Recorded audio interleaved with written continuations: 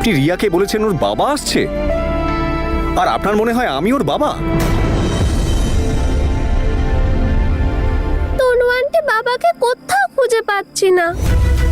তনু aunty তুমি আমাকে মিথ্যে বললে? না রিয়া, আসলে আমি না, আমি বলবো না কথা। তুমিও আমার প্রমিস ভেঙেছো, পপিন্সও আমার প্রমিস ভেঙে দেয়। বাজে বাজে, তোমরা সবাই বাজে। আমি কথা বলবো না। রিয়া, আমার কথা শোনো। আমি তোমাকে কি বলেছিলাম যে বাবা কোনোদিনই আসবে না, কোনোদিনও আসবে না বাবা। আমার কথা শোনো। পপিন্স পপিন্স সব সময় তোমার কাছে থাকবে, সব সময়। দেখো, আমি তোমাকে নিজের হাতে খাইয়ে দেবো, আমরা ঘুরতে যাব, পিকনিকে যাব। তোমায় বকেছি জন্য সরি, ঠিক আছে? এবার কান্না বন্ধ করো। ছাড়ো আমাকে, আমি তোমার সাথে কথা বলবো না। আমি আমার বাবাকে চাই, ব্যাস। তনু আন্টিও মৃত্যু, তুমিও মৃত্যু। পপিন্স ভালোবাসে না তোমায়, পপিন্স।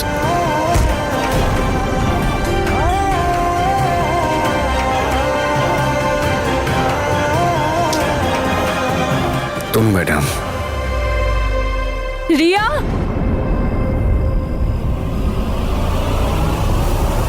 রিয়া, তনু ম্যাডাম বাদ দিন না। একেই অনেক সমস্যা তৈরি করেছেন। প্রথম থেকে আমি আপনাকে ইনভলভ হতে মানা করেছিলাম এই ব্যাপারে। না জেনে না বুঝে আপনি যা ইচ্ছে তাই করে যাচ্ছেন বারবার। এক মুহূর্তের মধ্যে সমস্ত জিনিস আপনি একেবারে শেষ করে দিলেন। কত মাস পরে আমি ওকে একটু সুস্থ করেছি, স্টেবল করেছি, আর আপনি প্রমিস করে দিলেন, মিথ্যে প্রমিস, যে আপনি ওর বাবাকে নিয়ে আসবেন। কোত্থেকে নিয়ে আসবেন ওর বাবাকে শুনি? Angad, I am so sorry. আমি ভেবেছিলাম আপনি আপনারই মেয়ে। ম্যাডাম। ও আপনাকে পপিন্স বলে ডাকে, তাই ভেবেছি ভালোবেসে বাবাকে পপিন্স বলে। আমি সত্যি জানতাম না। ইনফ্যাক্ট আমি তো এটাই ভাবছিলাম আপনার ওয়াইফ কোথায়, বা আপনার এক্স ওয়াইফ। আমি এই ব্যাপারে আরে আমার আজ অব্দি বিয়ে পর্যন্ত হয়নি। যদি হয়ে থাকতো তাহলে তো বলতাম আপনাকে। আপনার সাথে এনগেজমেন্ট হয়েছে আমার, হোক সে মিথ্যে, কিন্তু আমি কোনোদিনও কোনো সম্পর্ক মিথ্যের বুনিয়াদে বানাই না তনু ম্যাডাম। এইটুকু আপনার বোঝা উচিত ছিল। আমি কি করে বুঝবো এই কথাটা? আপনি রিয়ার ব্যাপারে কিছু বলেছিলেন আমাকে? না, বলিনি, কাউকেই বলিনি, কারণ আমি আমি এই ব্যাপারে কোনো সাফাই দিতেই চাই না। আপনি বলতে না চাইলে বলবেন না, আমিও জানতে চাই না। আপাতত আমি রিয়াকে সামলাতে চাই, ওর অবস্থা খুব খারাপ। রিয়া, আমার কোন মুখে আমি আপনাকে বলবো? কি বলবো আমি? আমি জানি আপনার সঙ্গে কি সমস্ত হচ্ছে, তারপর আমি আমার প্রবলেম। ভগবান। আরে দাদা,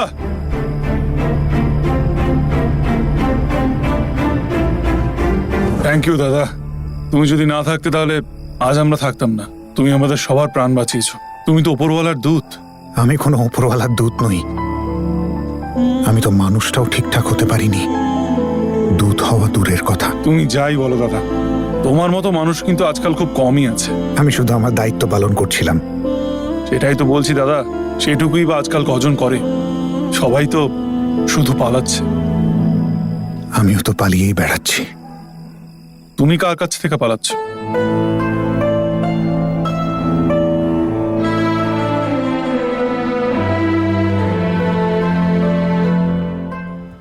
নিজের থেকে, নিজের ভাগ্যের থেকে। যদি বলি যে তোমার ভাগ্যই তোমাকে এখানে নিয়ে এসেছে, তাহলে আমি ঠিক বুঝতে পারলাম না। তুমি আমাদের জন্য এত কিছু করলে, তোমাকে কি এমনি এমনি যেতে দিতে পারি বলো? আরে দাদা, আমি এমনটাও কিছু করিনি। তুমি শুধু একবার বলো, তোমার যদি কোনো হেল্প করতে পারি আমি খুব খুশি হব। বলো দাদা। যদি এমনটা হয় তাহলে আমাকে একটা কাজ দাও, আর মাথার উপর একটা ছাদ। ব্যাস, এই ব্যাপার। ধরে নাও হয়ে গেছে। তুমি শুধু একটা মিনিট দাঁড়াও, হ্যাঁ? আমি এক্ষুনি আসছি। তোমার মতো লোক কিন্তু আমরা আর পাবো না, এমন বিশ্বস্ত।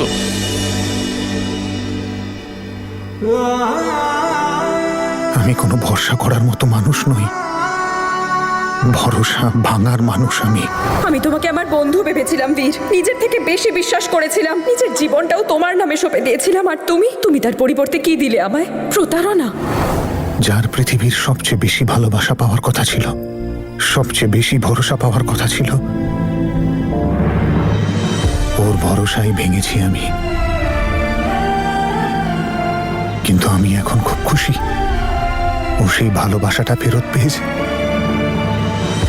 অঙ্গদের থেকে। হ্যাঁ, আমার কথা হয়ে গেছে ওনার সঙ্গে। কালকে আমরা গুরুদাসপুর আসছি, ওনার সঙ্গে দেখা করে নেব। হ্যাঁ, তনু ম্যাডাম থাকবেন আমার সঙ্গে। হ্যাঁ, ঠিক আছে, ওকে।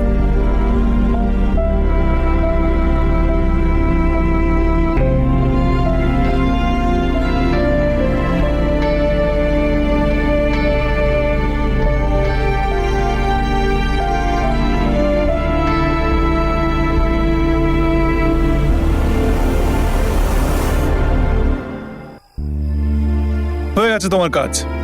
স্যার তোমার চাকরি পাকা করে দিয়েছে, আজ থেকে তুমি এখানেই থাকবে। এখানে আসার পথে এটাই হলো প্রথম পেট্রোল পাম্প, আর তাই এখানে সারাক্ষণ ভিড় লেগে থাকে। কামাইও বেশ ভালোই হয়। থ্যাংক ইউ সো মাচ দাদা। আরে কোনো ব্যাপার না।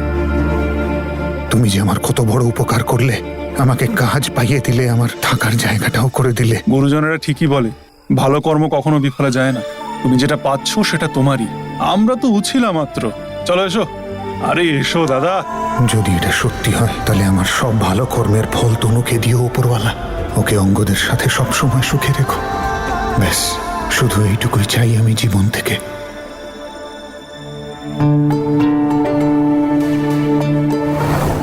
তনু ম্যাডাম, আপনি কোথাও যাচ্ছেন?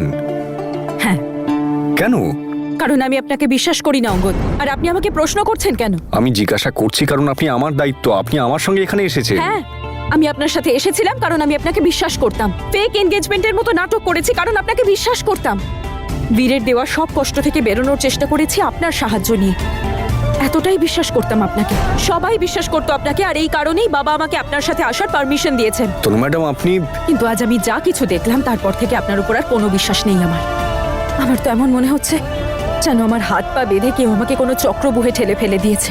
আরে এরকম কথা বলছেন কেন? প্লিজ, আমি সবকিছু সহ্য করতে পারি কিন্তু মিথ্যে একদম নয়। তনু ম্যাডাম, আমি বুঝতে পারছি, আমি কি করতে পারি, এতে কি করব? সব দোষ আপনারই আর আপনার মিথ্যের। আপনি কে, রিয়া কে, আপনার লাইফের স্টোরি কি আমি কিচ্ছু জানি না, আর এরকম মানুষের সাথে আমি থাকতে পারবো না।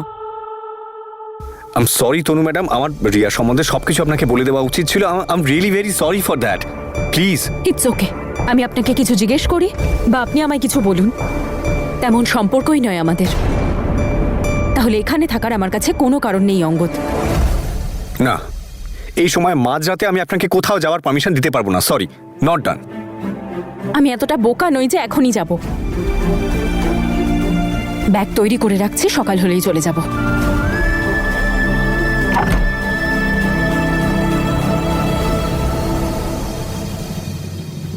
দেখুন তনু ম্যাডাম, আপনি যাননি এখনো? অঙ্গদ প্লিজ যান এখান থেকে, আমার ঘুম পাচ্ছে।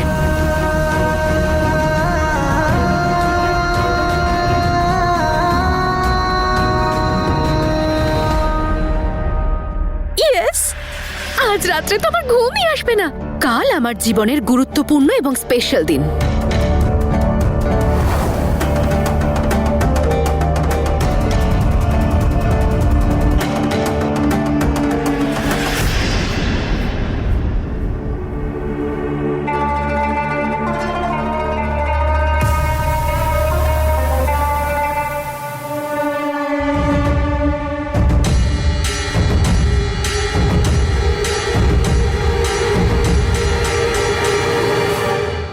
তাহলে আজ আমার প্রতিশোধের প্রথম দিন।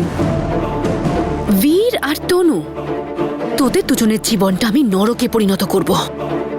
তোরা দুজনে আমার জীবনটাকে এমন ভাবে বদলে দিয়েছিস যে এই মুহূর্তে আমার জীবনের শুধু একটাই উদ্দেশ্য, শুধুমাত্র প্রতিশোধ নেওয়া। কাল থেকে আমার জীবনের নতুন অধ্যায় শুরু হচ্ছে তনু। এখন তুমি আর অঙ্গদ হয়তো অনেক কাছাকাছি এসে গেছো। নিজের বিয়ের প্রস্তুতিও হয়তো শুরু করে দিয়েছো।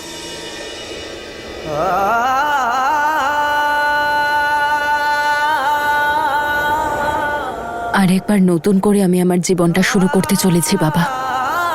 কোথায় যাব, কি করব, কিচ্ছু জানি না।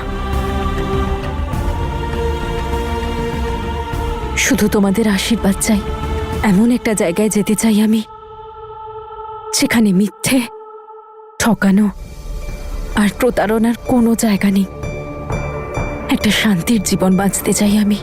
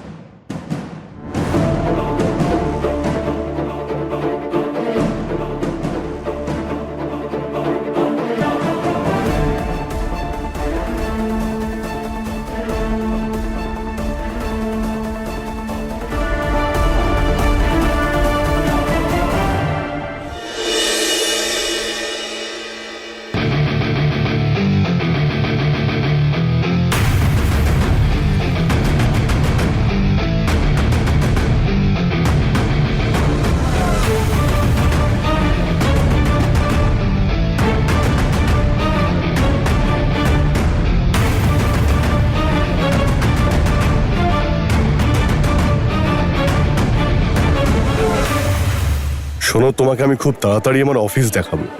I am sure you will like it. Even I am sure এবার অফিসটা যখন আপনার ভালো তো হবেই। Like you. তুমি খুব ভালো কথা বলো কিন্তু। আপনার কি শুধু আমার কথাগুলোই ভালো লেগেছে, আমাকে ভালো লাগেনি? নো নো, রিল্যাক্স, আমি মজা করছিলাম। আচ্ছা তোমাকে এর আগে আমি কোনোদিন দেখিনি। হ্যাঁ, আসলে আমাকে পাওয়াটা ভাগ্যের ব্যাপার, আর কিছু কিছু মানুষের ভাগ্য না একটু দেরিতেই খোলে। I like your sense of humour. আচ্ছা, আমি না আপনার ফোনে আমার নাম্বারটা সেভ করে দিচ্ছি। Just call me whenever you free. Here. Jimmy, কিন্তু তোমার নাম তো জ্যাসলিন, তাই তো? আপনি আপনার ওয়াইফের সামনে আমার ফোন তুলতে পারবেন তো? Presence of mind, good. Beauty with brain, you know. Let's take a selfie. Yes yes, why not.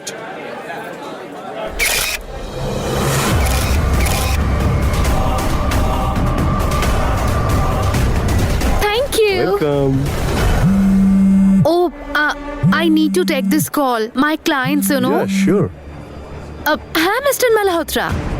ও ওকে ওকে, আমি এক্ষুনি অফিসে আসছি। সরি, এবার আমাকে যেতে হবে। তোমাকে আমি ড্রপ করে দিই। Oh no no, it's okay. আমার ড্রাইভার বাইরে ওয়েট করছে। Nice to meet you. Same this side. Please call me, হ্যাঁ? Yes sure. বাই।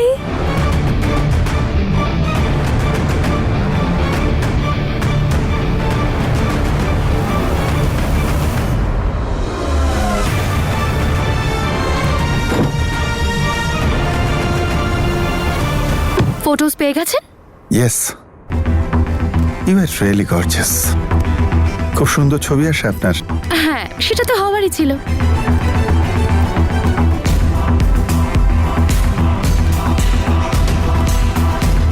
এসব কিছু টাকার জন্যে নাকি? তোমার কাজ হয়ে গেছে তো, চলো এবার বেরো।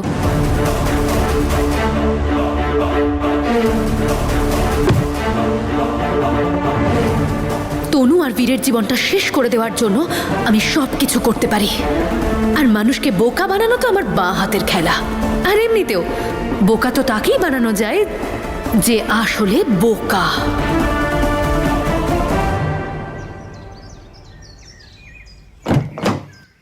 তনু ম্যাডাম, আপনার সব জিনিস গাড়িতে রেখে দিয়েছি।